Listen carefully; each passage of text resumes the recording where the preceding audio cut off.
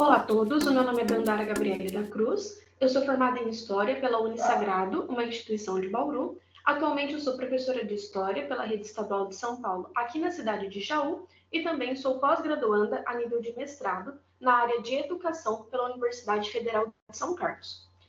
Bom, aqui para a apresentação deste trabalho, eu resolvi falar um pouco a respeito da Associação Frente Negra Brasileira, que foi uma entidade surgida aqui no Brasil na década de 1930.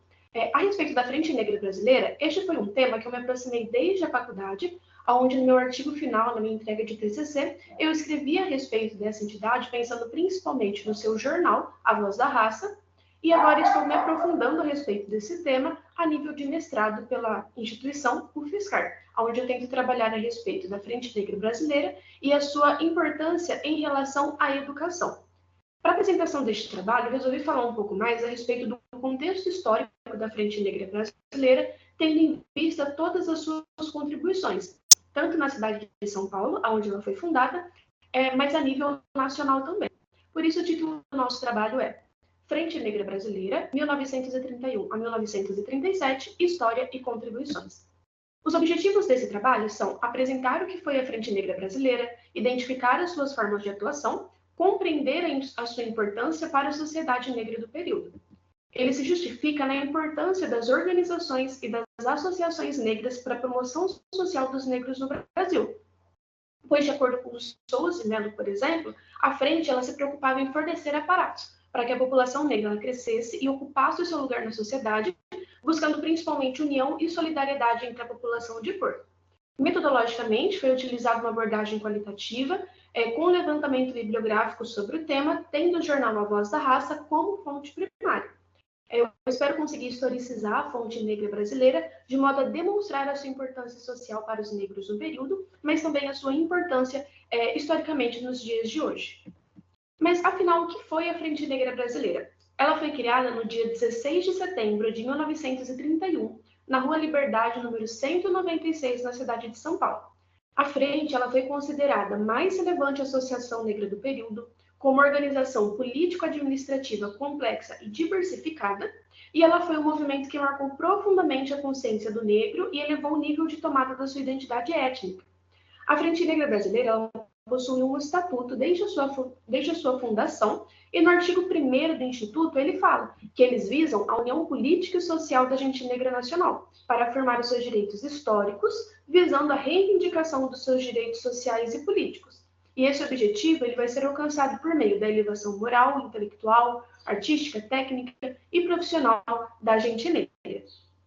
A respeito do seu contexto de criação, a gente consegue apontar principalmente 3 pontos, que seria a Era Vargas, o período pós-abolição e também a formação recente da República.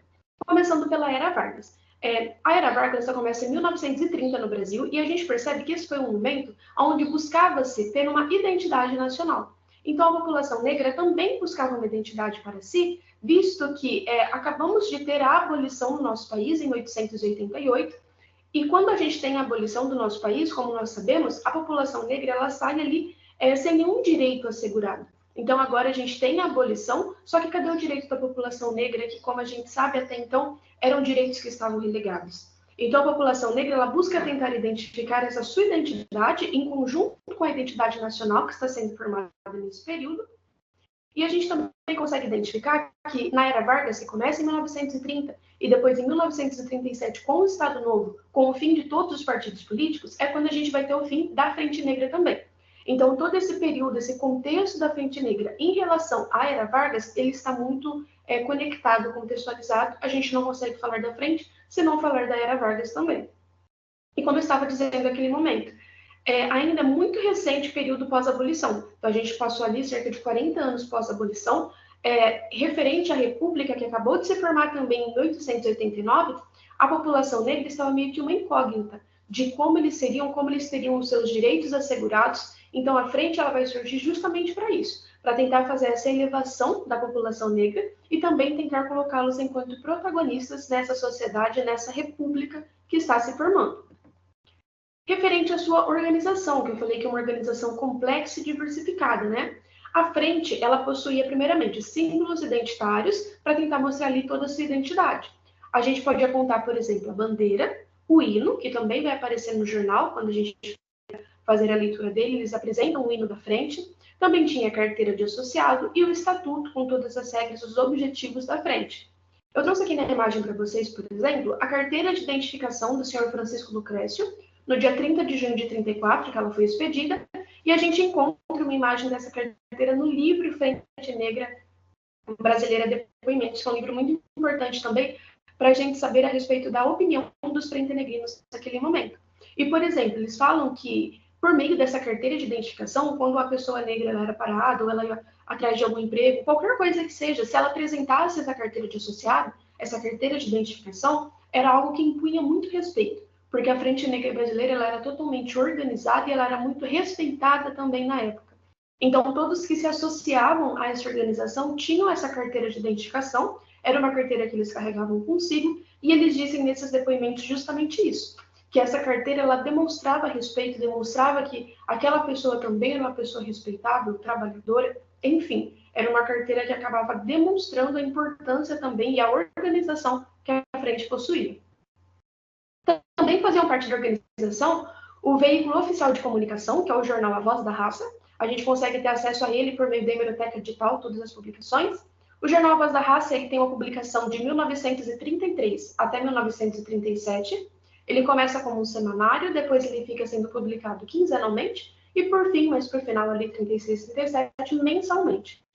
O jornal A Voz da Raça, a gente pode apontar ele como uma das principais fontes quando a gente estuda sobre a Frente Negra, porque ali a gente tem tanto artigos de informação, de notícias, né, coisas que os jornais têm, mas além disso também tinham divulgações de tudo que a Frente Negra fazia, e também tinha muitas chamadas que eles faziam, muitos artigos que eles publicavam, tanto chamadas para participar da frente, mas também artigos onde eles tentavam apontar a importância da educação, que para eles a educação era a chave para que a população negra conseguisse essa elevação moral e cívica e o seu protagonismo.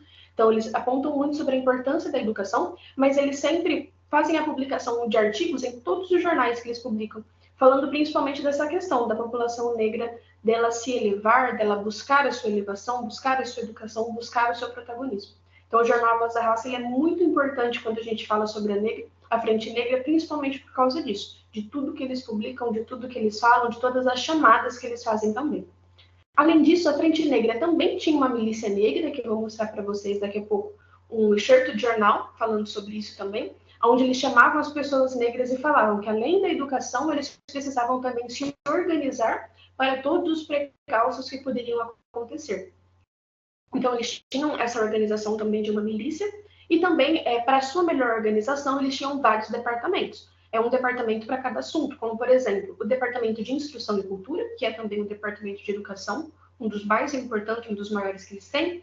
Também tem Departamento Esportivo, Departamento de Imprensa, Departamento Dramático, dentre vários outros. E eles também ofertavam serviços como salão de cabeleireiro, local para jogos, oficina de costura, posto de alistamento eleitoral, cruzada feminina, e eles também tinham uma escola primária, que também é algo muito interessante, muito importante para frente, porque eles publicam no jornal que eles estão educando tanto crianças quanto adultos negros, mas não negros também.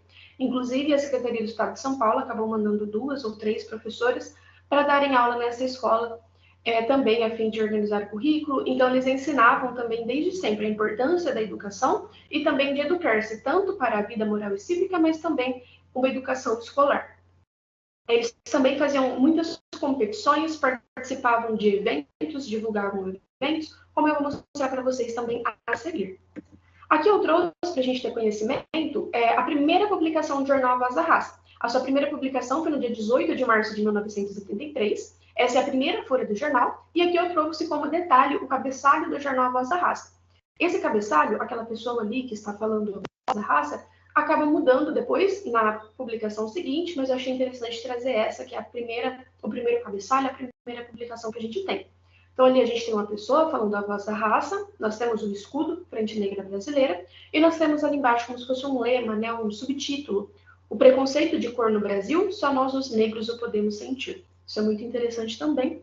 E um outro subtítulo, né, que a gente tem aqui no canto, do lado esquerdo, que é muito interessante também e revela muito a respeito das publicações que eram feitas na frente, na Voz da Raça, é esse lema aqui: Deus, Pátria, Raça e Família. Que a gente vai ver que a Frente Negra também, eles têm uma influência bastante forte do seu primeiro presidente, que vai ser o Dr. Arlindo Veiga dos Santos, que ele fez parte, né, ele foi uma das pessoas que acabou fundando ali a Ação Patrianovista Brasileira, que eu vou falar para vocês um pouquinho mais sobre ele daqui a pouco também.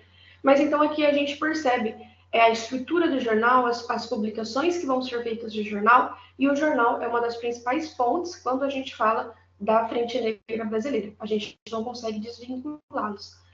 O jornal A Voz da Raça, né, como eu disse anteriormente, tem a publicação de 1933 até 1937. Então ele acompanha aí todo o histórico da frente e ele termina quando a Frente Negra termina também. Aqui eu trouxe outros dois trechos do jornal. O primeiro ali é a chamada para a comemoração do dia 13 de maio, que foi publicada no dia 28 de abril de 34. Aí ali está escrito: Grande Festival Literário Dançante. Em comemoração à data do 13 de maio, o Grupo das Rosas Negras, em conjunto com o GR Barão do Rio Branco, fará realizar um pomposo festival literário dançante que oferecerá ao seguinte programa e que se inicia às 8h30 em ponto. E aí ele traz os detalhes desse festival. As Rosas Negras também eram um grupo que era muito atuante, era feito principalmente por mulheres, totalmente de mulheres, e eram elas que organizavam os principais eventos. E quando a gente lê os depoimentos, eles falam que eles faziam eventos grandiosos dentro da Frente Negra. E aqui no outro trecho eu trouxe uma chamada para participação na milícia, que foi publicada no dia 29 de abril de 33. E ele fala: Milícia Frente Negrina. Todo negro válido deve pertencer à falange cívico-militar dos negros. Na ânsia da vida integral, da vida total, está a FNB empenhada em aumentar sempre mais a sua milícia, para que além dos demais trabalhos que temos de educação dos patrícios, haja esse comportamento indispensável à vida moderna das nações. E ali ele continua a chamada, falando para todos participarem e para se inscrever com o encarregado. Então a gente percebe que eles falam, né, primeiramente a respeito da educação, mas que além da educação, eles precisam se preparar para tudo, eles precisam ter ali uma vida integral cidadã. Então a gente consegue perceber essa questão de todos esses pontos que eles tentam sempre fazer essa elevação da Frente Negra, essa elevação das pessoas negras do período. Bom, como eu falei para vocês anteriormente, o Dr. Arlindo Veiga dos Santos, segundo Domingues, ele foi uma das maiores lideranças da população negra na primeira metade do século XX. Ele foi um dos fundadores e também foi o primeiro presidente da Frente Negra. Ele nasceu no dia 12 de fevereiro de 1902, na cidade de Itu, interior de São Paulo, e se formou em Filosofia e Letras em 1926, na Faculdade de Filosofia e Letras, que é a atual Faculdade de São Bento. A trajetória do Dr. Arlindo ela é marcada para além da Frente Negra, porque em 1928, alguns anos antes, em conjunto com alguns amigos, ele criou o Centro Monarquista de Cultura Social e Política Pátria Nova, que depois, em 1932, vai se transformar na Ação Imperial Patrianovista Brasileira. Então, o Dr. Arlindo, ele tem esse tipo de pensamento que é influenciado desde a sua infância, desde os estudos que ele fazia dos Centro Marianos, por meio da igreja. Então, ele traz toda essa influência que ele tem, ele faz a criação, então, desse centro monarquista, que vai virar Ação Imperial Patrianovista, e depois ele traz um pouco dessa influência também para a Frente Negra. Porque quando a gente pega para analisar a estrutura da frente, era uma estrutura muito bem hierarquizada. Eles tinham ali um grande conselho com o primeiro presidente, e depois eles tinham ali todas as funções muito bem nomeadas, muito bem definidas. Então, ele traz essa questão da hierarquia da fundação da Frente Negra, e sem contar também que em vários artigos que eram publicados no jornal, em muitos momentos do Dr. Arlindo, ou então o seu irmão, que é o Luiz Altino, eles fazem publicações com esse teor mais monarquista, ou então tentando trazer essa influência da Ação Imperial Patrianovista. Como eu disse, tem esse livro, né, Frente Negra Brasileira Depoimentos, onde a gente encontra depoimentos de pessoas que fizeram parte.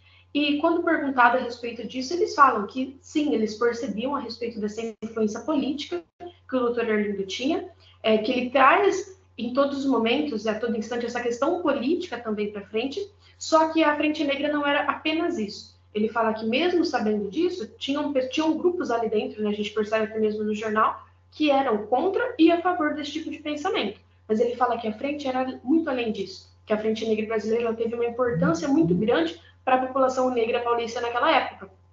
E que ele fala, né, a respeito das conversas, da convivência, das competições que eles participavam, dos eventos, então a Frente Negra ela vai para além dessa questão política. Mas quando a gente fala sobre ela, a gente precisa falar sobre isso também, devido a toda a influência que o Dr. Arlindo traz. Não à toa, ali no lema do jornal, a gente vê, né? Deus, pátria, raça e família, que é também o lema que vai aparecer depois com o Plínio Salgado, mas com essa inserção da raça no meio. Deus, pátria, raça e família.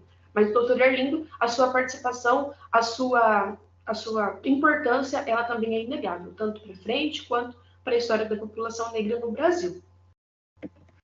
Bom, tendo em vista, então, toda a sua importância, toda a sua organização, a Frente, ela conseguiu abrir dezenas de delegações no estado de São Paulo, mas também nos estados de Minas, Espírito Santo e Rio de Janeiro. Então, a gente vai ter delegações aqui em toda a região sudeste. Eu até trouxe aqui um trecho, né, também do jornal, que mostra a Frente Negra Brasileira em Minas e foi publicado em 28 de abril de 34. E aí ele fala: recebemos comunicação da Secretaria da Frente, que por sua vez a recebeu do senhor João Cândido dos Santos, de Guaxupé, que em Minas Gerais já se acham em organização mais as seguintes delegações frente-negrinas: Belo Horizonte, Lavras, Três Corações, Três Pontas, São João del Rei, Juiz de Fora, Oliveira, Vila Carnaval e por aí vai. Então mostra várias cidades que já tem agora a instituição da Frente Negra Brasileira. E também, de acordo com Domingues, em 36, alguns anos depois, já noticiava-se que a Frente ela já era formada por mais de 60 delegações e também acabou inspirando a criação de entidades homônimas na cidade de Pelotas, no Rio Grande do Sul, Salvador, na Bahia, e em Recife, Pernambuco. Então a gente percebe a Frente Negra Brasileira. Ela surge na cidade de São Paulo, mas ela se espalha por todo o estado, inclusive no interior também, e depois ela começa na região sudeste e acaba se espalhando também para outras regiões do nosso país. Então a gente percebe a sua importância, a sua contribuição, e ela cada vez aumentando ainda mais a sua delegação, a sua instituição. Bom, agora assim, caminhando para o fim, a gente percebe que a Frente ela teve uma grande representatividade no cenário nacional. E pensando nisso, então, ela tentou se lançar enquanto organização política e ela teve o seu registro permitido pelo Tribunal Superior de Justiça Eleitoral em 1936. No entanto, um ano depois, em 37, a gente vai ter a fundação do Estado Novo no Brasil. E com a promulgação da nova Constituição, a polaca, todos os partidos políticos se tornaram ilegais. Então, quando a Frente Negra Brasileira se tornou partido político, no ano seguinte, os partidos foram ilegais e não deveria mais existir partidos no Brasil. Então, acabou marcando ali o fim dessa organização da Frente Negra Brasileira. Eles ainda tentaram conservar a entidade, mudando o seu nome para União Negra Brasileira, só que a situação, tudo que estava acontecendo no nosso país, não era favorável para essas associações. Então, a União ali até tentou se manter, mas ela acabou deixando de existir em 38 também. Então, a gente percebe o fim da Frente Negra Brasileira, como explicado, como nós vimos, em 37. O jornal A Voz da Raça também acaba se encerrando, quando a Frente também se encerra, e a União Negra Brasileira, que eles tentaram levar por um tempo, acaba se encerrando também um ano depois.